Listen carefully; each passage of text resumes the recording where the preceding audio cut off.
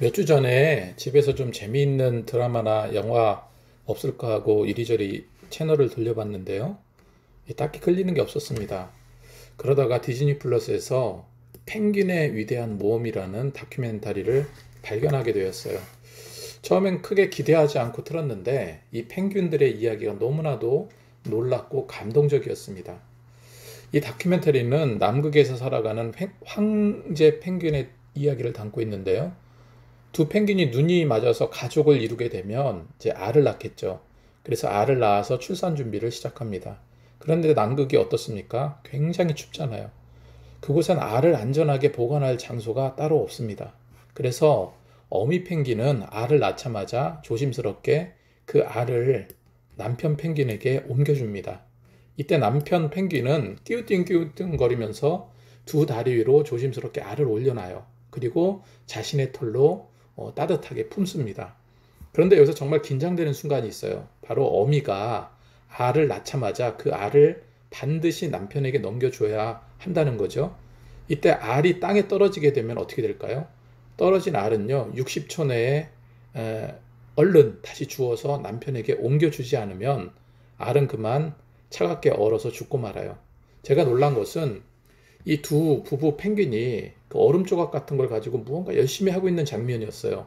얼음 조각을 다리에 올려놓고 다시 내려놓고 다시 올리기를 반복하고 있었습니다. 신기하게 이 두 부부 펭귄은요, 얼음 조각을 가지고 알을 옮기는 연습을 하고 있었던 거예요. 그렇게 알을 낳고 무사히 남편에게 건네준 어미 펭귄은 바로 바다로 향합니다. 어미는 그곳에서 생선을 먹고 몸을 이렇게 회복하고 우리로 말하면 산후조리를 하는 거죠. 그리고 다시 힘을 얻어내요. 그러다가 정확히 두 달이 지나면 알에서 부화할 새끼 펭귄을 위한 그 먹이를 가지고 정확하게 돌아온다는 거예요. 수많은 펭귄 무리 중에서도 자기 남편의 소리를 정확하게 찾아갈 수 있는 능력이 있어요. 정말 놀랍고 신기하기 짝이 없었습니다. 더 놀란 것은 무엇이냐면 부인 펭귄이 바다에 가 있는 동안에 남편 펭귄은요, 그 알을 품기 위해서 그냥 꼿꼿이 서서 거의 움직이지도 않고 눕지도 않고 크게 걷지도 않고 버틴다는 거예요. 여러분 상상해 보세요. 남극의 그 극심한 추위 속에서 꼼짝없이 두 달 넘게 서 있다는 것이 정말 엄청난 일이죠. 제가 이 장면을 보면서 하나님의 그 놀라운 창조의 그 섬세함 그리고 아름다움에 정말 감탄과 찬양이 나왔어요.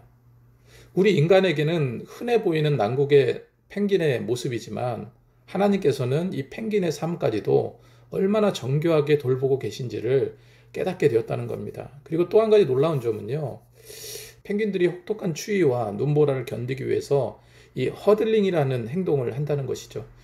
그래서 펭귄들이 둥글게 모여서 서로 밀착해서 추위를 이겨내는 것인데, 이렇게 모여있는 펭귄들이 한가운데 모이면요, 가운데 있는 펭귄들은 온도가 무려 영상 30도까지 올라간다는 거예요.